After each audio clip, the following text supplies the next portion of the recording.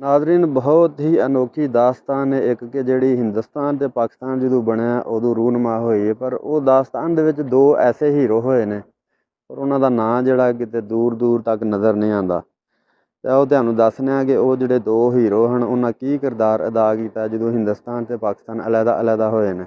ਇਹ ਕਹਾਣੀ ਅੰਮ੍ਰਿਤਸਰ ਤੋਂ ਸ਼ੁਰੂ ਹੋਈ ਔਰ ਪਾਕਿਸਤਾਨ ਦੇ ਸ਼ਹਿਰ ਲਾਹੌਰ ਦੇ ਵਿੱਚ ਆ ਕੇ ਖ਼ਤਮ ਹੋਈ। ਅੰਮ੍ਰਿਤਸਰ ਦੇ ਵਿੱਚ ਹਿੰਦੂਆਂ ਦਾ ਵੀ ਬੜਾ ਜ਼ੋਰ ਸੀ ਔਰ ਮੁਸਲਮਾਨਾਂ ਦਾ ਵੀ ਬੜਾ ਵੱਡਾ ਖਾਨਦਾਨ ਸੀ, ਲੇਕਿਨ ਉਹਨਾਂ ਦੇ ਆਪਸ ਦੇ ਵਿੱਚ ਤਾਲੁਕਾਤ ਜਿਹੜੇ ਨੇ ਬਹੁਤ ਹੀ ਅੱਛੇ ਹਨ। ਕੋਈ ਲੜਾਈ ਝਗੜਾ ਨਹੀਂ। ਮੁਸਲਮਾਨਾਂ ਦੇ ਕੋਲ ਵੀ ਜ਼ਮੀਨ ਬੜੀ ਹੀ ਵਸਦੇ ਹਨ ਅੱਛੇ, ਔਰ ਹਿੰਦੂਆਂ ਦੇ ਕੋਲ ਵੀ ਬੜੀ ਜ਼ਮੀਨ ਹੀ ਅੱਛੇ ਦਿਨ ਉਹਨਾਂ ਦੇ ਵੀ ਗੁਜ਼ਰਦੇ ਹਨ। ਔਰ ਮੁਸਲਮਾਨਾਂ ਦਾ ਜਿਹੜਾ ਚੌਧਰੀ ਉਹਦਾ ਨਾਮ ਅਫਜ਼ਲ ਸੀ ਔਰ ਜਿਹੜਾ ਹਿੰਦੂਆਂ ਦਾ ਚੌਧਰੀ ਉਹਦਾ ਨਾਮ ਬਿਹਾਰੀ ਲਾਲ ਸੀ। ਔਰ ਜਿਹੜਾ ਅਫਜ਼ਲ ਹੈ ਉਹਦਾ ਇੱਕ ਹੋਰ ਵੀ ਭਰਾ ਹੈ ਸੀ ਔਰ ਜਿਹੜਾ ਬਿਹਾਰੀ ਲਾਲ ਹੈ ਉਹਦਾ ਇੱਕ ਬੇਟਾ ਸੀ ਕੁੰਦ ਲਾਲ, ਜਿਹੜਾ ਬਹੁਤ ਹੀ ਉਹਨੂੰ ਪਿਆਰ ਕਰਦਾ ਸੀ, ਯਾਨੀ ਕਿ ਲਾਡਲਾ ਬੇਟਾ ਸੀ। ਇੱਧਰ ਅਫਜ਼ਲ ਜਿਹੜਾ ਉਹਦਾ ਬੇਟਾ ਸੀ ਇੱਕ ਜਿਹਦਾ ਨਾਮ ਮਜੀਦ ਸੀ, ਔਰ ਜਿਹੜਾ ਅਫਜ਼ਲ ਦਾ ਭਰਾ ਸੀ ਉਹਦਾ ਵੀ ਇੱਕ ਬੇਟਾ ਸੀ ਜਿਹਦਾ ਨਾਮ ਸਲੀਮ ਸੀ। ਔਰ ਇਹ ਬੱਚੇ ਜਦੋਂ ਛੋਟੇ ਛੋਟੇ ਸਕੂਲ ਪੜ੍ਹਨ ਜਾ ਰਹੇ ਨੇ ਤੇ ਇੱਕ ਦਿਨ ਬੱਚਿਆਂ ਦੀ ਆਪਸ ਦੇ ਵਿੱਚ ਲੜਾਈ ਹੋ ਗਈ, ਹਿੰਦੂਆਂ ਦੇ ਬੱਚਿਆਂ ਦੀ ਔਰ ਮੁਸਲਮਾਨਾਂ ਦੇ ਬੱਚਿਆਂ ਦੀ। ਔਰ ਮੁਸਲਮਾਨਾਂ ਦੇ ਬੱਚੇ ਜਿਹੜੇ ਹਨ ਤਾਦਾਦ ਦੇ ਵਿੱਚ ਜ਼ਿਆਦਾ ਹਨ, ਉਹਨਾਂ ਨੇ ਉਹਨਾਂ ਨੂੰ ਕਾਫੀ ਮਾਰਿਆ ਹਿੰਦੂਆਂ ਦੇ ਬੱਚਿਆਂ ਨੂੰ, ਔਰ ਉਹ ਘਰ ਸ਼ਿਕਾਇਤ ਲਾ ਕੇ ਆਏ।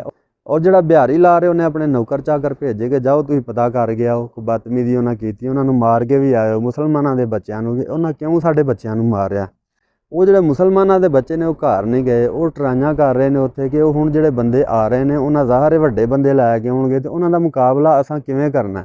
ਉਹ ਸਿਰ 'ਤੇ ਜਿਹੜਾ ਕੱਪੜਾ ਬੰਨ੍ਹਦੇ ਹਨ ਉਹਦੇ ਵਿੱਚ ਮਿੱਟੀ ਬੰਨ੍ਹ ਕੇ ਆਪਸ ਦੇ ਵਿੱਚ ਇੱਕ ਦੂਸਰੇ ਨੂੰ ਮਾਰ ਮਾਰ ਕੇ ਹੌਲੀ ਹੌਲੀ ਟਰਾਈ ਕਰ ਰਹੇ ਨੇ ਕਿ ਇਸ ਤਰ੍ਹਾਂ ਮਾਰਾਂਗੇ। ਉਹਨਾਂ ਦੇ ਵਿੱਚ ਇੱਕ ਮਾਛੀਜ਼ਾਤ ਦਾ ਮੁੰਡਾ ਸੀ, ਉਹਨੇ ਇੱਕ ਵੱਟਾ ਬੰਨ੍ਹ ਲਿਆ ਪਰਨੇ ਦੇ ਵਿੱਚ, ਆਖਣ ਲੱਗਾ ਇਹ ਸਾਰਿਆਂ ਨੂੰ ਕੰਮ ਪੱਕਾ ਹੈ। ਜੋ ਹੀ ਬਿਹਾਰੀ ਲਾਲ ਦੇ ਨੌਕਰ ਆਏ ਉਹਨਾਂ ਮੁੰਡਿਆਂ ਨੇ ਉਹਨਾਂ ਨੂੰ ਮਾਰ ਮਾਰ ਕੇ ਉਹਨਾਂ ਨੂੰ ਭਜਾ ਦਿੱਤਾ। ਉਹ ਘਰ ਆਏ ਔਰ ਜਿਹੜਾ ਮਾਛੀ ਮੁੰਡਾ ਉਹਨੇ ਆਖਿਆ ਕਿ ਹੁਣ ਕੰਮ ਖਰਾਬ, ਗੱਲ ਵੱਧ ਗਈ ਅਤੇ ਸਾਨੂੰ ਵੀ ਘਰ ਜਾ ਕੇ ਦੱਸਣਾ ਚਾਹੀਦਾ ਕਿ ਇਹ ਕੰਮ ਹੋ ਗਿਆ। ਮੁਸਲਮਾਨਾਂ ਦੇ ਦੂਸਰੇ ਮੁੰਡੇ ਆਖਣ ਲੱਗੇ ਵਿੱਚ ਸਲੀਮ ਤੇ ਮਜੀਦ ਕਿ ਅਸਾਂ ਨਹੀਂ ਘਰ ਦੱਸਣਾ, ਜੋ ਹੋਏਗਾ ਹੋਏ ਪਿਆ, ਅਸੀਂ ਮਰ ਜਾਵਾਂਗੇ, ਅਸੀਂ ਘਰ ਨਹੀਂ ਜਾ ਕੇ ਦੱਸਣਾ। ਉਹ ਮਾਛੀ ਮੁੰਡਾ ਜਿਹੜਾ ਉਹਨੇ ਉੱਥੋਂ ਦੌੜ ਲਾਈ ਉਹਨਾਂ ਤੋਂ ਨਜ਼ਰ ਬਚਾ ਕੇ ਅਤੇ ਘਰ ਆ ਕੇ ਅਤੇ ਅਫਜ਼ਲ ਨੂੰ ਕਹਿੰਦਾ ਕਿ ਇਹ ਕੰਮ ਹੋ ਗਿਆ। ਉਹਦੇ ਤੋਂ ਬਾਅਦ ਅਫਜ਼ਲ ਜਿਹੜਾ ਆਪਣੇ ਬੰਦੇ ਬੁੰਦੇ ਨਾਲ ਲੈ ਕੇ ਅਤੇ ਬਿਹਾਰੀ ਲਾਲ ਦੇ ਨਾਲੋਂ ਪਹਿਲਾਂ ਉਹ ਸਕੂਲੇ ਅੱਪੜ ਗਿਆ ਅਤੇ ਜਾ ਕੇ ਆਂਦਾ ਕਿ ਪਿੱਛੇ ਫਸਲ ਇੱਕ ਅਸੀਂ ਉਹਦੇ ਵਿੱਚ ਰੁਕੇ ਹਾਂ, ਛੁਪ ਜਾਂਦੇ ਹਾਂ ਅਤੇ ਜੇ ਆ ਕੇ ਤੁਹਾਡੇ ਨਾਲ ਕੋਈ ਬਦਤਮੀਜ਼ੀ ਕਰਨਗੇ ਅਤੇ ਫਿਰ ਅਸੀਂ ਵੀ ਨਿਕਲ ਆਵਾਂਗੇ। ਇਸੇ ਤਰ੍ਹਾਂ ਬਿਹਾਰੀ ਲਾਲ ਜਿਹੜਾ ਬੜੇ ਗੁੱਸੇ ਦੇ ਵਿੱਚ ਆ ਗਿਆ ਆਂਦਾ ਵੀ ਕਿਹਨੇ ਮਾਰਿਆ ਮੇਰੇ ਨੌਕਰਾਂ ਨੂੰ ਔਰ ਮੇਰੇ ਮੁੰਡੇ ਨੂੰ ਵੀ ਮਾਰਿਆ, ਕਿਹਦੀ ਜ਼ਰੂਰਤ ਹੋਈ ਹੈ। ਉਚਰਾਂ ਨੂੰ ਅਫਜ਼ਲ ਹੋਰੀ ਜਿਹੜੇ ਨੇ ਉਹ ਵੀ ਫਸਲ ਦੇ ਵਿੱਚੋਂ ਨਿਕਲ ਆਉਂਦੇ ਨੇ।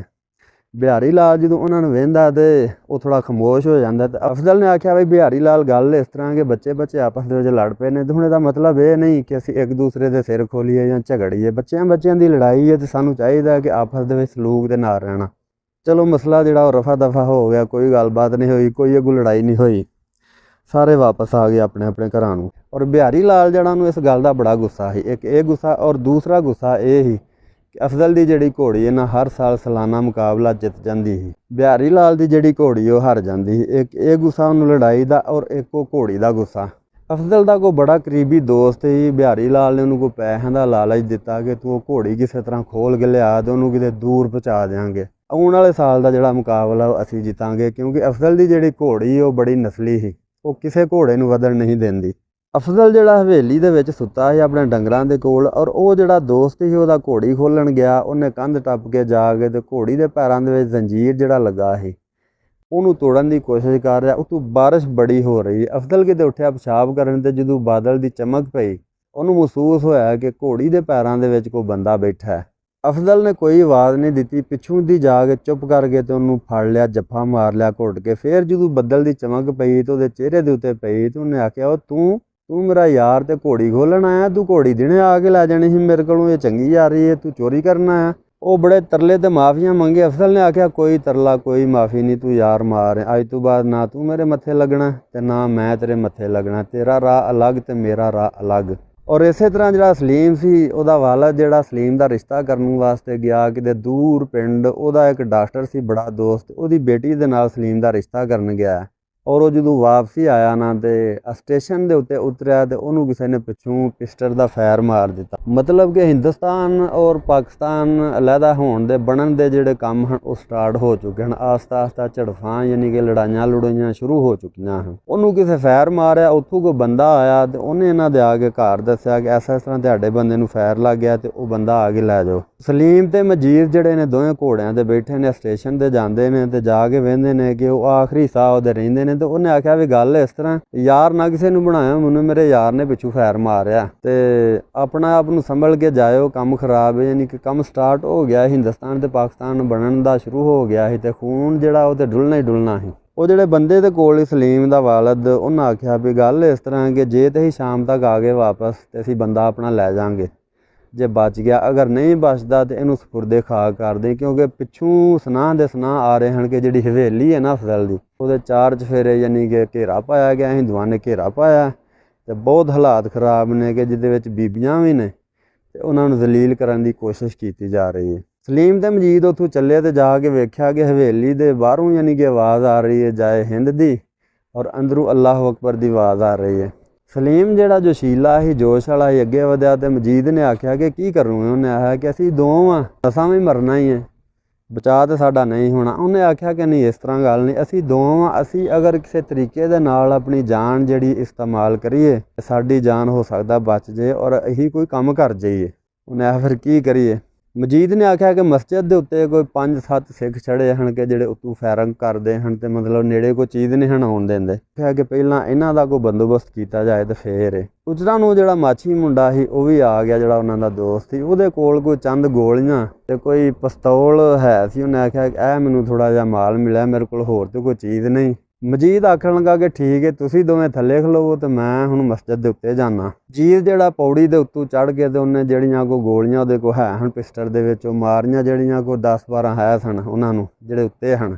ਇਹ ਵੀ ਦੋਵੇਂ ਉੱਤੇ ਚੜ੍ਹ ਗਏ ਪਿੱਛੋਂ, ਉਹ ਤੇ ਮਾਰੇ ਗਏ ਜਿਹੜੇ ਉੱਤੇ ਹਨ, ਇਹ ਵੀ ਦੋਵੇਂ ਉੱਤੇ ਚੜ੍ਹ ਗਏ ਔਰ ਇਹਨਾਂ ਨੇ ਫਿਰ ਉਹਨਾਂ ਦਾ ਜਿਹੜਾ ਅਸਲਾ ਉਸਲਾ ਸੀ ਉਹ ਵੀ ਕਾਬੂ ਕਰ ਲਿਆ ਤੇ ਇੱਕ ਵਾਰੀ ਦੁਨੀਆ ਭਜਾਤੀ ਜਿਹੜੀ ਬਾਹਰ, ਯਾਨੀ ਕਿ ਬਾਹਰ ਜਾਏ ਹਿੰਦ ਦੇ ਨਾਅਰੇ ਮਾਰ ਰਹੇ ਸੀ। ਸਾਰੇ ਨੱਸ ਭੱਜ ਗਏ ਤੇ ਕੁਝ ਸਕੂਨ ਹੋ ਗਿਆ।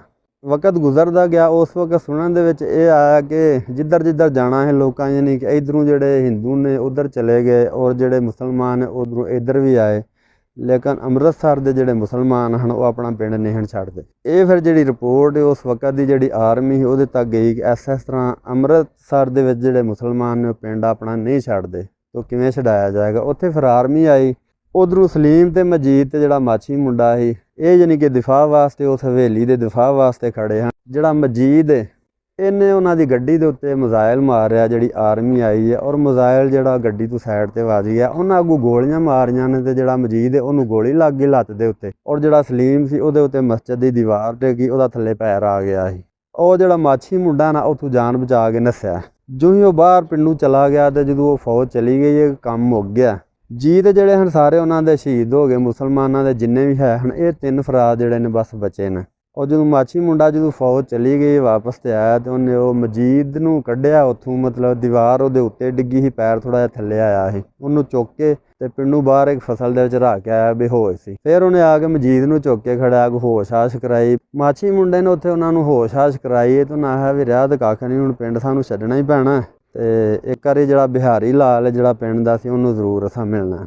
ਰਾਤ ਦਾ ਪਹਿਰ ਹੀ ਤਿੰਨਾਂ ਨੇ ਜਾ ਕੇ ਤੇ ਬਿਹਾਰੀ ਲਾਲ ਜਿਹੜਾ ਉਹਦੇ ਮੁੰਡੇ ਨੂੰ ਕਾਬੂ ਕਰ ਲਿਆ ਕਿ ਅਸਲਾ ਦੇ ਸਾਨੂੰ, ਜਿੰਨਾ ਵੀ ਤੇਰੇ ਕੋਲ ਹੈ, ਇਹਦੇ ਤੇਰੇ ਮੁੰਡੇ ਨੂੰ ਮਾਰ ਦਿਆਂਗੇ। ਉਹਨੇ ਆਖਿਆ ਮੈਂ ਨਹੀਂ ਜਾਣਦਾ ਹਿੰਦੁਸਤਾਨ ਤੇ ਮੈਂ ਨਹੀਂ ਜਾਣਦਾ ਪਾਕਿਸਤਾਨ, ਮਿਸਾਲ ਇੱਕ ਬਣੀ ਹੈ, ਇਹ ਲਓ ਅਸਲਾ ਜਿੰਨਾ ਤੁਹਾਨੂੰ ਚਾਹੀਦਾ। ਉਹ ਜਿੰਨਾ ਕੁ ਉਹਨਾਂ ਨੂੰ ਚਾਹੀਦਾ ਸੀ ਉਹਦੇ ਕੋਲ ਹੈ ਹੀ ਲੈ ਕੇ ਤੇ ਉੱਥੋਂ ਆਪਣੇ ਪਿੰਡ ਨੂੰ ਖੈਰਬਾਦ ਕਹਿ ਕੇ, ਉਹਦੀ ਭੈਣ ਸੀ ਇੱਕ ਯਾਨੀ ਕਿ ਕੁੰਦ ਲਾਲ ਦੀ, ਉਹ ਉਹਨਾਂ ਦੇ ਗਲੇ ਲੱਗ ਲੱਗ ਕੇ ਬਹੁਤ ਰੋਏ। ਉਹਨਾਂ ਆਖਿਆ ਕਿ ਅਸੀਂ ਹੁਣ ਜਾ ਰਹੇ ਹਾਂ, ਛੱਡ ਚੱਲੇ ਹਾਂ ਪਿੰਡ। ਤੇ ਉਹਦੀ ਭੈਣ ਸੀ ਇੱਕ ਕੁੰਦ ਲਾਲ ਦੀ, ਉਹਨਾਂ ਦੇ ਗਲੇ ਲੱਗ ਲੱਗ ਕੇ ਰੋਏ ਕਿ ਜੋ ਕੋਈ ਸਾਡੇ ਦਰਮਿਆਨ ਹੋਇਆ ਉਹ ਇੱਕ ਲਹਿਦਾ ਗੱਲ ਹੈ, ਪਰ ਤੁਸੀਂ ਸਾਡੇ ਪਿੰਡ ਦੇ ਭਰਾ ਸੋ, ਤੁਸੀਂ ਪਿੰਡ ਛੱਡ ਕੇ ਤੁਰ ਚੱਲੇ ਹੋ। ਇਹ ਬਹੁਤ ਔਖਾ ਜਿਹਾ ਕੰਮ ਹੁੰਦਾ ਜਦੋਂ ਪਿੰਡ ਛੱਡਣੇ ਪੈਣ। ਉੱਥੋਂ ਨਿਕਲੇ ਤੇ ਜਿਹੜਾ ਡਾਕਟਰ ਹੈ ਉਹਦੇ ਵੱਲ ਜਾ ਰਹੇ ਹਨ ਜਿੱਥੇ ਸਲੀਮ ਦੀ ਮੰਗਣੀ ਹੋਈ ਹੈ। ਜੋ ਹੀ ਉਹ ਤਿੰਨੇ ਹੀ ਬੰਦੇ ਡਾਕਟਰ ਵੱਲ ਜਾ ਰਹੇ ਨੇ, ਅੱਗੇ ਕੋਈ ਪਿੰਡ ਬਿਲਫਰਦ ਆਉਂਦਾ ਜਿੱਥੇ ਲੜਾਈ ਲੜੂਈ ਸ਼ੁਰੂ ਹੋਈ ਹੈ।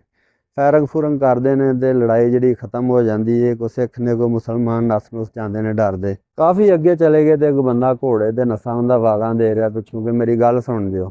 ਜੋ ਹੀ ਉਹ ਬੰਦਾ ਕੋਲ ਆਇਆ ਉਹਨੇ ਸੋਨੇ ਦੀ ਇੱਕ ਗਠਰੀ ਬੱਧੀ। ਉਹਨੇ ਆਖਿਆ ਕਿ ਤੁਹਾਡੀ ਮਿਹਰਬਾਨੀ ਹੈ, ਸੋਨਾ ਲੈ ਲਓ ਤੇ ਅਸਲਾ ਦਿਓ ਤੇ ਜਾਂ ਦੱਸੋ ਕਿਤੋਂ ਬਣਦਾ ਸੀ ਖਰੀਦਣਾ। ਉਹਨਾਂ ਆਖਿਆ ਯਾਰ ਪਤਾ ਨਹੀਂ ਸਾਨੂੰ ਕਿੱਥੇ ਬਣਦਾ ਸੀ ਤੇ ਇਹਨਾਂ ਕੋਲ ਲੈ ਕੇ ਇਸਤੇਮਾਲ ਕਰਨੇ ਆ ਵੇ, ਤਾਂ ਥੋੜ੍ਹਾ ਜਿਹਾ ਹੈ ਸਾਡੇ ਕੋਲ ਆਇਆ, ਤੂੰ ਸੋਨਾ ਵੀ ਲੈ ਜਾ ਤੇ ਸਾਨੂੰ ਸੋਨਾ ਨਹੀਂ ਚਾਹੀਦਾ। ਸਲੀਮ ਨੇ ਪੁੱਛਿਆ ਕਿ ਤੁਹਾਡੇ ਪਿੰਡ ਦੇ ਕੀ ਹਾਲਾਤ ਨੇ, ਤੁਸੀਂ ਮਹਿਫੂਜ਼ ਮਤਲਬ ਮਹਿਸੂਸ ਕਰਦੇ ਹੋ ਕਿ ਤੁਸੀਂ ਇੱਥੇ ਰਹਿ ਸਕਦੇ ਹੋ? ਉਹਨੇ ਆਖਿਆ ਜੀ ਨਹੀਂ। ਉਹਨੇ ਆਖਿਆ ਫਿਰ ਤੁਸੀਂ ਸਾਡੇ ਨਾਲ ਚਲੋ ਤੇ ਅਸੀਂ ਲਾਹੌਰ ਨੂੰ ਜਾ ਰਹੇ ਹਾਂ, ਘਰ-ਬਾਰ ਆਪਣਾ ਛੱਡ ਦਿਓ, ਆਪਣਾ ਸਮਾਨ ਸਮੂਨ ਬੰਨੋ ਤੇ ਚਲੋ ਤੁਰੋ ਸਾਡੇ ਨਾਲ। ਉਹਨੇ ਆਖਿਆ ਠੀਕ ਹੈ ਅਸੀਂ ਸਮਾਨ ਬੰਨ ਲੈਂਦੇ ਹਾਂ। ਉਹਨੇ ਆਖਿਆ ਕਿ ਠੀਕ ਹੈ ਅਸੀਂ ਅੱਗੇ ਇੱਕ ਡਾਕਟਰ ਉਹਦੇ ਵੱਲ ਜਾ ਰਹੇ ਹਾਂ, ਵਾਪਸੀ ਆਉਂਦੇ ਤੁਹਾਨੂੰ ਅਸੀਂ ਲੈ ਜਾਵਾਂਗੇ। ਉਹਨੇ ਆਖਿਆ ਜੀ ਮੈਂ ਤੁਹਾਡੇ ਨਾਲ ਜਾਵਾਂਗਾ ਤੇ ਮੈਂ ਪਿੱਛੇ ਸੁਨਾਹ ਦੇਵਾਂ ਕਿ ਆਪਣਾ ਸਮਾਨ ਸਮੂਨ ਜਿਹੜਾ ਤਿਆਰ ਕਰ ਲਓ। ਉਹ ਬੰਦਾ ਆਇਆ ਵਾਪਸੀ ਪਿੰਡ, ਜਿਹੜੇ ਉਹਦੇ ਖਾਨਦਾਨ ਦੇ ਲੋਕ ਸਨ ਉਹਨਾਂ ਨੂੰ ਆਖਣ ਲੱਗਾ ਕਿ ਸਮਾਨ ਸਮੂਨ ਬੰਨ ਲਓ ਤੇ ਮੈਂ ਉਹਨਾਂ ਬੰਦਿਆਂ ਦੇ ਨਾਲ ਜਾ ਰਿਹਾ ਤੇ ਵਾਪਸੀ ਆਉਂਦਿਆਂ ਫਿਰ ਤਿਆਰੀ ਕਰ ਲਿਓ, ਜਾਣਾ ਲਾਹੌਰ ਨੂੰ ਨਿਕਲ ਜਾਣਾ। ਉਹ 4 ਬੰਦੇ ਹੋ ਗਏ। ਜਦੋਂ ਡਾਕਟਰ ਵੱਲ ਗਏ ਨੇ ਉਹਦੇ ਪਿੰਡ ਤੇ, ਜਦੋਂ ਡਾਕਟਰ ਦੇ ਘਰ ਦਾ ਬੂਹਾ ਖੋਲ੍ਹਿਆ, ਇੰਨੇ ਕੁ ਲੋਕਾਂ ਦੀਆਂ ਧੌਣਾਂ ਵੱਡੀਆਂ ਕਿ ਬੂਹਾ ਨਹੀਂ ਖੁੱਲ੍ਹਦਾ। ਬੂਹਾ ਧਿੱਕ ਕੇ ਖੋਲ੍ਹਿਆ ਤੇ ਅੰਦਰ ਲਾਸ਼ਾਂ ਹੀ ਲਾਸ਼ਾਂ, ਕਿਸੇ ਦਾ ਸਿਰ ਹੈ ਨਹੀਂ, ਕਿਸੇ ਦੀ ਲੱਤ ਹੈ ਨਹੀਂ, ਕਿਸੇ ਦਾ ਬਾਜ਼ੂ ਹੈ ਨਹੀਂ। 2 ਮੰਜ਼ਿਲਾ ਮਕਾਨ ਸੀ, ਉੱਤੇ ਜਾ ਕੇ ਵੇਖਿਆ ਤੇ ਜਿਹੜੀ ਡਾਕਟਰ ਦੀ ਬੀਵੀ ਸੀ ਉਹਦੀ ਧੌਣ ਵੱਡੀ ਹੈ। ਉਸ ਤੋਂ ਉੱਤੇ ਇੱਕ ਮਕਾਨ ਸੀ, ਉੱਥੇ ਜਾ ਕੇ ਵੇਖਿਆ ਤੇ ਡਾਕਟਰ ਦਾ ਬੇਟਾ ਜਵਾਨ, ਉਹਦੀ ਵੀ ਧੌਣ ਵੱਡੀ, ਉਹ ਵੀ ਜ਼ਮੀਨ ਦੇ ਉੱਤੇ ਪਿਆ। ਰਾਤ ਦਾ ਟਾਈਮ ਸੀ, ਪਿੰਡ ਦੇ ਵਿੱਚ ਕੋਈ ਚੀਜ਼ ਨਹੀਂ ਕੁਸਕਦੀ ਪਈ, ਕਿਸੇ ਪਾਸਿਓਂ ਕੋਈ ਆਵਾਜ਼ ਨਹੀਂ ਆ ਰਹੀ। ਇੱਕ ਪਾਸਿਓਂ ਆਵਾਜ਼ ਆ ਰਹੀ ਹੈ ਜਿਵੇਂ ਕਿਤੇ ਜਸ਼ਨ ਹੋ ਰਿਹਾ। ਜਿੱਧਰੋਂ ਸ਼ੋਰ ਦੀ ਆਵਾਜ਼ ਆ ਰਹੀ ਹੈ, 4 ਬੰਦੇ ਉੱਧਰ ਗਏ ਤੇ 4 ਦੀਵਾਰੀ ਵੇਖਿਆ ਵਲੀ ਹੈ। 4 ਦੀਵਾਰੀ ਦੇ ਉੱਤੋਂ ਦੀ ਨਜ਼ਰ ਮਾਰੀ ਤੇ ਡਾਕਟਰ ਨੂੰ ਬੱਧਾ ਦਰਖਤ ਦੇ ਨਾਲ ਤੇ ਉਹਨੂੰ ਆਂਦੇ ਨੇ ਵੀ ਆਪਣਾ ਰੱਖਿਆ ਰਖਾਇਆ ਦੱਸ, ਕਿੱਥੇ ਰੱਖਿਆ ਇਹ ਮਾਲ ਜਿਹੜਾ ਸਾਰੀ ਜ਼ਿੰਦਗੀ ਕਮਾਉਂਦਾ ਰਿਹਾ? ਉਹ ਆ ਰਿਹਾ ਮੇਰੇ ਕੋਲ ਯਾਰ ਕੋਈ ਮਾਲ ਨਹੀਂ, ਮੈਨੂੰ ਨਾ ਮਾਰੋ, ਨਾ ਮੈਨੂੰ ਜ਼ਲੀਲ ਕਰੋ। 3 ਬੇੜੀਆਂ ਹਨ, ਉਹ ਵੀ ਨਾਲ ਹੀ ਨੇ। ਮਜੀਦ ਨੇ ਆਖਿਆ ਵੀ ਇੱਥੇ ਹੁਣ ਸਿਆਸਤ ਦੇ ਕੋਲੋਂ ਕੰਮ ਲਾਂਗੇ, ਇੱਕ ਬੰਦਾ ਪਿੱਛੇ ਰਹੇ ਦੀਵਾਰ ਤੋਂ ਬਾਹਰ, ਜਿਹੜਾ ਖਿਆਲ ਰੱਖੇ ਕਿ ਪਿੱਛੋਂ ਆ ਕੇ ਕੋਈ ਵਾਰ ਨਾ ਕਰੇ, ਔਰ 3 ਬੰਦੇ ਅੰਦਰ ਜਾਵਾਂਗੇ। ਮੈਂ ਅੰਦਰ ਜਾਂਦਿਆਂ ਸਾਰੀ ਆਖਾਂਗਾ ਕਿ ਬਲੋਚ ਰੈਜੀਮੈਂਟ ਜਿਹੜੀ ਉਹ ਆ ਗਈ ਹੈ, ਖਬਰਦਾਰ ਹਿੱਲਣ ਦੀ ਕੋਸ਼ਿਸ਼ ਨਹੀਂ ਕਰਨੀ। ਕੰਧ ਟੱਪ ਕੇ ਜੂੰ ਹੀ ਅੰਦਰ ਗਏ ਤੇ ਜਿਹੜੇ ਬੰਦੇ ਡਾਕਟਰ ਨੂੰ ਮਾਰ ਰਹੇ ਹਨ, ਸਲੀਮ ਨੇ ਉਹਨਾਂ ਨੂੰ ਫੈਰ ਮਾਰੇ, ਉਹ ਤੇ ਮਰ ਗਏ। ਤੇ ਉਹਨੇ ਆਖਿਆ ਵੀ ਗੱਲ ਇਸ ਤਰ੍ਹਾਂ, ਬਲੋਚ ਰੈਜੀਮੈਂਟ ਆ ਗਈ ਹੈ ਤੇ ਕੋਈ ਹਿੱਲਣ ਦੀ ਕੋਸ਼ਿਸ਼ ਨਾ ਕਰੇ, ਆਪਣੇ ਆਪਣੇ ਹਥਿਆਰ ਜੇ ਕੋਈ ਤਲਵਾਰ ਹੈ ਜਾਂ ਕੋਈ ਪਿਸਤੌਲ ਥੱਲੇ ਸੁੱਟ ਦਿਓ। ਡਾਕਟਰ ਨੂੰ ਖੋਲ ਕੇ ਤੇ ਹਵੇਲੀ ਦਾ ਮਾਲਕ ਸੀ ਜਿਹੜਾ ਉਹਦੇ ਬੇਟੇ ਨੂੰ ਕਾਬੂ ਕਰ ਲਿਆ। ਉਹਨੂੰ ਆਖਣ ਲੱਗੇ ਕਿ ਇਹਨੂੰ ਅਸੀਂ ਮਾਰ ਦਿਆਂਗੇ, ਨਹੀਂ ਤੇ ਅਸਲਾ ਦੇ ਸਾਨੂੰ। 4-5 ਸੰਦੂਕ ਹਨ ਗੋਲੀਆਂ ਦੇ ਭਰੇ ਪਏ, ਉਹਨਾਂ ਦੇ ਹਵਾਲੇ ਕਰ ਦਿੱਤੇ। ਬਾਅਦ ਦੇ ਵਿੱਚ ਸਲੀਮ ਜਿਹੜਾ ਆਖਣ ਲੱਗਾ ਕਿ ਅਗਰ ਆ ਕਮਰੇ ਦੇ ਵਿੱਚ ਨਾ ਕੋ ਵੜਿਆ ਤੇ ਮੈਂ ਉਹਨੂੰ ਗੋਲੀ ਮਾਰ ਦਿਆਂਗਾ। ਕਮਰੇ ਦਾ ਬੂਹਾ ਖੋਲ ਦਿੱਤਾ। ਆਸਤਾ ਆਸਤਾ ਉਹ ਜਿਹੜੇ ਜਿੰਨੇ ਵੀ ਉੱਥੇ ਬੰਦੇ ਹਨ ਕਮਰੇ ਦੇ ਵਿੱਚ ਵੜ ਗਏ। ਸ਼ਰਾਬ ਇੰਨੀ ਉੱਥੇ ਪਈ ਸੀ ਕਿ ਡਰਮ ਭਰੇ ਪਏ ਹਨ, ਸਾਰੀ ਸ਼ਰਾਬ ਉੱਥੇ ਡੋਲ ਕੇ ਕਮਰੇ ਨੂੰ ਅੱਗ ਲਾ ਕੇ ਤੇ ਆਪੇ ਉੱਥੋਂ ਨਿਕਲ ਪਏ। ਵਾਪਸੀ ਫਿਰ ਆਉਂਦਿਆਂ ਕੋਈ ਪਿੰਡ ਐਸੇ ਹਨ ਕਿ ਜਿਨ੍ਹਾਂ ਦੇ ਵਿੱਚੋਂ ਲੋਕੀ ਤੁਰ ਪਏ ਕਿ ਅਸੀਂ ਵੀ ਜਾਣਾ। ਵਾਹ ਕਿ ਜਥਾ ਯਾਨੀ ਕਿ ਕਾਫਲਾ ਬਹੁਤ ਵੱਡਾ ਬਣ ਗਿਆ। ਜੋ ਹੀ ਲਾਹੌਰ ਦਾ ਰੁਖ ਕੀਤਾ ਤੇ ਅੱਗੇ ਆ ਕੇ ਤੇ ਕਿਸੇ ਨਹਿਰ ਦਾ ਪੁਲ ਕ੍ਰਾਸ ਕਰਨਾ ਹੈ ਤੇ ਅੱਗੋਂ ਇੱਕ ਬੰਦਾ ਮਿਲਿਆ ਕਿ ਉੱਧਰ ਨੂੰ ਨਾ ਜਾਓ, ਉੱਥੇ ਆਰਮੀ ਹੈ ਤੇ ਉਹ ਪਹਿਲਾਂ ਤੇ ਲੁੱਟਦੇ ਨੇ ਮਾਲ, ਔਰ ਫਿਰ ਦੂਸਰੇ ਨੰਬਰ 'ਤੇ ਔਰਤਾਂ ਦੀ ਇੱਜ਼ਤ ਜਿਹੜੀ ਉਹ ਵੀ ਪਮਾਲ ਕਰਦੇ ਨੇ, ਇੱਜ਼ਤ ਵੀ ਖਰਾਬ ਕਰਦੇ ਨੇ। ਸਲੀਮ ਤੇ ਮਜੀਦ ਆਖਣ ਲੱਗੇ ਅਸੀਂ ਲੰਘਣਾ ਹੀ ਲੰਘਣਾ, ਅਗਰ ਉਹ ਹੈ ਨੇ ਤੇ ਸਾਡੇ ਕੋਲ ਵੀ ਵਾਮ ਬਥੇਰੀ ਹੈ। ਮਜੀਦ ਨੇ ਆਖਿਆ ਕਿ ਜੋ ਹੀ ਨਹਿਰ ਦੇ ਪੁਲ ਦੇ ਉੱਤੇ ਜਾਵਾਂਗੇ ਜ਼ਾਹਰ ਆਖਣਗੇ ਕਿ ਤਲਾਸ਼ੀ ਦਿਓ ਤੇ ਤੁਸੀਂ ਸਾਰਿਆਂ ਤਲਾਸ਼ੀ ਦੇ ਦੇਣੀ। ਮੈਂ ਆਵਾਜ਼ ਦਿਆਂਗਾ ਕਿ ਸਾਰੇ ਤਲਾਸ਼ੀ ਦੇ ਦਿਓ। ਤੁਸੀਂ ਅੱਗੇ ਜਾ ਕੇ ਪੁਲ ਕ੍ਰਾਸ ਕਰਕੇ ਜਿਹੜੇ ਅੱਗੇ ਖਲੋਤੇ ਹੋਣਗੇ ਉਹਨਾਂ ਨਾਲ ਲੜਾਈ ਸ਼ੁਰੂ ਕਰ ਦੇਣੀ। ਗੱਲ ਉਹ ਹੋਈ ਕਿ ਜੋ ਹੀ ਨਹਿਰ ਦੇ ਪੁਲ ਦੇ ਉੱਤੇ ਪਹੁੰਚੇ ਤੇ ਉਹਨਾਂ ਆਖਿਆ ਵੀ ਤਲਾਸ਼ੀ ਦਿਓ, ਜਿਹੜੀ ਉੱਥੇ ਆਰਮੀ ਖਲੋਤੀ ਸੀ। ਮਜੀਦ ਨੇ ਉੱਚੀ ਜਿਹੀ ਆਵਾਜ਼ ਨਾਲ ਆਖਿਆ ਵੀ ਸਾਰੇ ਇਹਨਾਂ ਨੂੰ ਤਲਾਸ਼ੀ ਦਿਓ। ਤਲਾਸ਼ੀ ਦੇ ਕੇ ਜਦੋਂ ਪੁਲ ਕ੍ਰਾਸ ਕੀਤਾ, ਜਿਹੜੇ ਅੱਗੇ ਹਨ ਜਿਵੇਂ ਦੱਸਿਆ ਸੀ ਜਾ ਕੇ ਉਹਨਾਂ ਨਾਲ ਲੜਾਈ ਸ਼ੁਰੂ ਕਰ ਦਿੱਤੀ। ਪਿੱਛੋਂ ਸਲੀਮ ਤੇ ਮਜੀਦ ਨੇ ਮਾਰ ਗੋਲੀਆਂ, ਜਿਹੜੇ ਉੱਥੇ ਆਰਮੀ ਦੇ ਬੰਦੇ ਹੈ ਹਨ ਕੋਈ 10 ਹਨ ਜਾਂ 12, ਪਿੱਛੋਂ ਸਲੀਮ ਨੇ ਤੇ ਮਜੀਦ ਨੇ ਜਿਹੜੇ ਉਹ ਆਰਮੀ ਦੇ ਬੰਦੇ ਹਨ ਉਹਨਾਂ ਨੂੰ ਮਾਰ ਗੋਲੀਆਂ ਉੱਥੇ ਮਾਰੇ ਤੇ ਪੁਲ ਕ੍ਰਾਸ ਕਰਕੇ ਤੇ ਅੱਗੇ ਗਾਂਹ ਜਾਂਦੇ ਰਹੇ। ਉਸ ਤੋਂ ਅੱਗੇ ਰਾਵੀ ਦਾ ਪੁਲ ਜਿਹੜਾ ਉਹ ਕ੍ਰਾਸ ਕਰਨਾ ਹੈ ਤੇ ਉੱਥੇ ਬਹੁਤ ਹੀ ਕੰਮ ਖਰਾਬ ਸੀ। ਅੱਗੋਂ ਰਿਪੋਰਟਾਂ ਆ ਰਹੀਆਂ ਕਿ ਇੱਧਰ ਨੂੰ ਨਾ ਆਇਓ, ਮਤਲਬ ਅੱਗੇ ਬਹੁਤ ਜ਼ਿਆਦਤੀ ਹੋ ਰਹੀ ਹੈ, ਤੁਹਾਡਾ ਲੰਘਣਾ ਮੁਸ਼ਕਿਲ ਹੈ। ਉਹਨਾਂ ਆਖਿਆ ਨਹੀਂ ਹਾਂ ਲੰਘਣਾ ਹੀ ਲੰਘਣਾ। ਬਹਰਹਾਲ ਕੋਈ ਬੰਦਾ ਇੱਕ ਐਸਾ ਮਿਲਿਆ ਕਿ ਨਾ ਤੁਸੀਂ ਮਤਲਬ ਇੱਧਰ ਨੂੰ ਜਾਓ, ਤੁਹਾਡੇ ਨਾਲ ਔਰਤਾਂ ਨੇ, ਬੁੱਢੇ ਲੋਕ ਨੇ, ਜ਼ਖਮੀ ਲੋਕ ਨੇ ਤੇ ਉੱਥੇ ਬੜੀ ਜਿਹੀ ਆਰਮੀ ਹੈ, ਮਤਲਬ ਉਹ ਲੰਘਣ ਹੀ ਨਹੀਂ ਦਿੰਦੇ, ਮਾਰ ਹੀ ਛੱਡਦੇ। ਇੱਥੋਂ ਕੋਈ 4 ਕਿਲੋਮੀਟਰ ਦੂਰ ਸਾਈਡ ਤੇ ਜਾਓ, ਉੱਥੇ ਕਸ਼ਤੀਆਂ ਲੱਗੀਆਂ ਤੇ ਕਸ਼ਤੀਆਂ ਵਾਲੇ ਜਿਹੜੇ ਨੇ ਉਹ ਪਾਰ ਲੈ ਕੇ ਜਾਂਦੇ ਨੇ ਆਵਾਮ ਨੂੰ। ਉਹ ਸਾਰੇ ਦਾ ਸਾਰਾ ਜਿਹੜਾ ਕਾਫਲਾ ਹੈ ਉੱਧਰ ਨੂੰ ਰੁਖ ਕਰ ਦਿੱਤਾ ਕਸ਼ਤੀਆਂ ਨੂੰ। ਉੱਥੇ ਜਾ ਕੇ ਵੇਖਿਆ ਤੇ ਇੱਕ ਸਾਈਡ ਤੇ ਬੜੀ ਜਿਹੀ ਆਵਾਮ ਹੈ ਔਰ ਕਸ਼ਤੀਆਂ ਵਾਲੇ ਜਿਹੜੇ ਨੇ ਦੂਸਰੀ ਸਾਈਡ ਤੇ ਬੈਠੇ ਨੇ। ਉੱਥੇ ਜਾ ਕੇ ਆਵਾਮ ਨੂੰ ਪੁੱਛਿਆ ਵੀ ਕੀ ਮਸਲਾ, ਕਸ਼ਤੀਆਂ ਵਾਲੇ ਹੈ ਵੀ ਮੁਸਲਮਾਨ ਹਨ। ਉਹਨਾਂ ਆਖਿਆ ਜੀ ਗੱਲ ਇਸ ਤਰ੍ਹਾਂ ਕਿ ਇਹ ਜਿਹੜੇ ਕਸ਼ਤੀਆਂ ਵਾਲੇ ਨੇ ਨਾ, ਇਹ ਪੈਸੇ ਮੰਗਦੇ ਨੇ, ਜਿਨ੍ਹਾਂ ਲੋਕਾਂ ਕੋਲ ਪੈਸੇ ਹੈ ਨੇ ਉਹਨਾਂ ਨੂੰ ਪਾਰ ਕਰਦੇ ਨੇ ਤੇ ਜਿਨ੍ਹਾਂ ਕੋਲ ਨਹੀਂ ਉਹਨਾਂ ਨੂੰ ਪਾਰ ਨਹੀਂ ਕਰਦੇ। ਮਜੀਦ ਤੇ ਜਿਹੜਾ ਮਾਛੀਦਾਰ ਦਾ ਮੁੰਡਾ ਸੀ ਆਖਣ ਲੱਗੇ ਕਿ ਅਸੀਂ ਹੁਣ ਦਰਿਆ ਦੇ ਉਸ ਪਾਸੇ ਜਾਂਦੇ ਹਾਂ ਕਸ਼ਤੀਆਂ ਵਾਲਿਆਂ ਵੱਲ, ਤੇ ਸਲੀਮ ਨੂੰ ਆਖਣ ਲੱਗੇ ਕਿ ਤੁਸੀਂ ਮਤਲਬ ਅਵਾਮ ਦੀ ਰਖਵਾਲੀ ਕਰਨੀ ਹੈ। ਉਹਨਾਂ ਘੋੜੇ ਛੱਡੇ ਦਰਿਆ ਦੇ ਵਿੱਚੋਂ ਦੀ ਪਾਰ ਕਰ ਗਏ ਤੇ ਉਹਨਾਂ ਦੇ ਕੋਲ ਗਏ ਤੇ ਕਸ਼ਤੀਆਂ ਵਾਲਿਆਂ ਨੂੰ ਪੁੱਛਣ ਲੱਗੇ, ਬਈ ਕੀ ਮਸਲਾ ਤੁਹਾਨੂੰ, ਕਿਉਂ ਨਹੀਂ ਤੁਸੀਂ ਲੋਕਾਂ ਨੂੰ ਪਾਰ ਕਰਦੇ? ਉਹਨੇ ਕਿਹਾ ਜੀ ਉਹ ਪਿੰਡ ਉੱਥੋਂ ਦਾ ਚੌਧਰੀ ਹੈ, ਉਹ ਆਂਦਾ ਕਿ ਜਿਹੜਾ ਪੈਸੇ ਦਿੰਦਾ ਉਹਨੂੰ ਪਾਰ ਕਰੋ ਤੇ ਸਾਡੇ ਕੋਲ ਅੱਧੇ ਪੈਸੇ ਉਹ ਲੈਂਦਾ। ਅਗਰ ਅਸੀਂ ਪੈਸਿਆਂ ਤੋਂ ਬਗੈਰ ਲੋਕਾਂ ਨੂੰ ਪਾਰ ਕਰੀਏ ਤੇ ਸਾਡੇ ਨਾਲ ਆਓਗੇ ਜ਼ਿਆਦਤੀ ਕਰਦਾ, ਯਾਨੀ ਕਿ ਸਾਨੂੰ ਮਾਰਦਾ ਉਹਨਾਂ ਕਿਹਾ ਚਲੋ ਹਾਂ, ਤੁਸੀਂ ਕਸ਼ਤੀਆਂ ਜਿਹੜੀਆਂ ਦਰਿਆ ਦੇ ਵਿੱਚ ਸੱਟੋ ਤੇ ਅਵਾਮ ਨੂੰ ਪਾਰ ਲਿਆਓ। ਉਹ ਚੌਧਰੀ ਆਉਂਦਾ ਸੀ ਕੋਈ 3-4 ਵਜੇ ਪਿਛਲੇ ਟਾਈਮ ਹਿਸਾਬ ਕਿਤਾਬ ਲੈਣ। ਉਹ ਪਿੰਡ ਦਾ ਚੌਧਰੀ ਜਦੋਂ ਹਿਸਾਬ ਕਿਤਾਬ ਲੈਣ ਆਇਆ ਤੇ ਆ ਕੇ ਆਖਣ ਲੱਗਾ, ਵੇ ਕਿਹਨੇ ਤੁਹਾਨੂੰ ਆਖਿਆ ਕਸ਼ਤੀਆਂ ਚਲਾਓ? ਉਹ ਮਜੀਦ ਨੇ ਤੇ ਮਾਛੀ ਮੁੰਡੇ ਨੇ ਫੜ ਕੇ ਉਹਨੂੰ ਰੱਖ ਲਿਆ ਜ਼ਮੀਨ ਦੇ ਉੱਤੇ, ਇੰਨਾ ਮਾਰਿਆ ਹੈ। ਉਹ ਵੀ ਮੁਸਲਮਾਨ ਸੀ। ਉਹਨੇ ਆਖਿਆ ਕਿ ਤੂੰ ਬਗੈਰਤ ਹੈ, ਮੁਸਲਮਾਨਾਂ ਦੀ ਇੱਜ਼ਤ ਜਿਹੜੀ ਉਹ ਸੇਫ ਨਹੀਂ, ਮੁਸਲਮਾਨਾਂ ਦੀਆਂ ਇੱਜ਼ਤਾਂ ਲੁੱਟੀਆਂ ਜਾ ਰਹੀਆਂ ਔਰ ਤੂੰ ਪੈਸਿਆਂ ਨੂੰ ਰੋਣਾ ਪਿਆ ਕਿ ਮਤਲਬ ਕਸ਼ਤੀਆਂ ਨਾ ਚਲਾਓ, ਜਿਹੜਾ ਪੈਸੇ ਦੇਗਾ ਉਹਨੂੰ ਪਾਰ ਕਰੋ। ਮਾਰ ਕੇ ਉਹਨੂੰ ਉੱਥੋਂ ਨਸਾਤਾ ਕਿ ਹੁਣ ਜੇ ਇੱਥੇ ਆਇਆ ਤੇ ਤੇਰੀ ਖੈਰ ਨਹੀਂ ਹੋਣੀ। ਉੱਥੇ ਫਿਰ ਮਜੀਦ ਨੇ ਤੇ ਸਲੀਮ ਨੇ ਆਖਿਆ ਕਿ ਸਭ ਤੂੰ ਪਿੱਛੋਂ ਅਸੀਂ ਜਾਵਾਂਗੇ, ਸਭ ਤੋਂ ਪਹਿਲਾਂ ਜਿਹੜੇ ਕਮਜ਼ੋਰ ਲੋਕ ਨੇ ਉਹਨਾਂ ਨੂੰ ਪਾਰ ਕਰੋ, ਜਿਹੜੇ ਜ਼ਖਮੀ ਨੇ ਉਹਨਾਂ ਨੂੰ ਪਾਰ ਕਰੋ, ਜਿਹੜੇ ਬੱਚੇ ਨੇ ਉਹਨਾਂ ਨੂੰ ਪਾਰ ਕਰੋ ਔਰ ਜਿਹੜੀਆਂ ਔਰਤਾਂ ਨੇ ਉਹਨਾਂ ਨੂੰ ਪਾਰ ਕਰੋ। ਇਸੇ ਤਰ੍ਹਾਂ ਕਾਫੀ ਦਿਨ ਤੱਕ ਇਹ ਸਿਲਸਿਲਾ ਚੱਲਦਾ ਰਿਹਾ। ਆਵਾਮ ਬੜੀ ਹੀ, ਇੱਕ ਦਿਨ ਜਿੱਧਰੋਂ ਕਸ਼ਤੀਆਂ ਵਾਲੇ ਲੈ ਕੇ ਆ ਰਹੇ ਹਨ ਆਵਾਮ ਨੂੰ, ਉੱਥੇ ਹਮਲਾ ਹੋ ਗਿਆ ਦਰਿਆ ਦੀ ਦੂਸਰੀ ਸਾਈਡ ਤੇ ਜਿਹੜਾ ਸਲੀਮ ਹੈ ਨਾ ਉਹਦੀਆਂ ਲੱਤਾਂ ਜਿਹੜੀਆਂ ਬਿਲਕੁਲ ਬੇਕਾਰ ਹੋ ਗਈਆਂ। ਉੱਥੋਂ ਨਾ ਚੁੱਕਿਆ ਤੇ ਗੁਲਾਬ ਦੇ ਵੀ ਜਿਹੜਾ ਹਸਪਤਾਲ ਹੈ ਲਾਹੌਰ ਉਹਦੇ ਵਿੱਚ ਲਿਆ ਕੇ ਮੁੰਤਕਿਲ ਕੀਤਾ, ਦਾਖਲ ਕਰਵਾਇਆ। ਔਰ ਜਿਹੜੀ ਔਰਤ ਦੇ ਨਾਲ ਉਹਦੀ ਮੰਗਣੀ ਹੋਈ, ਯਾਨੀ ਕਿ ਡਾਕਟਰ ਦੀ ਬੇਟੀ ਜਿਹੜੀ, ਉਹਨੂੰ ਉਹਦੀ ਦੇਖਭਾਲ ਕਰਨ ਵਾਸਤੇ ਕੋਲ ਬਿਠਾ ਦਿੱਤਾ।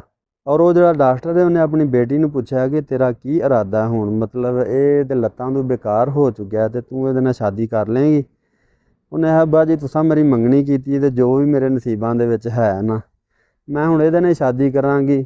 ਅਗਰ ਇਹ ਚੱਲ ਸਕਿਆ ਠੀਕ ਹੈ, ਨਾ ਚੱਲ ਸਕਿਆ ਤਾਂ ਵੀ ਕੋਈ ਗੱਲ ਨਹੀਂ, ਜੋ ਕੁਛ ਹੈ ਮੇਰੇ ਵਾਸਤੇ ਇਹੋ ਹੀ ਹੈ।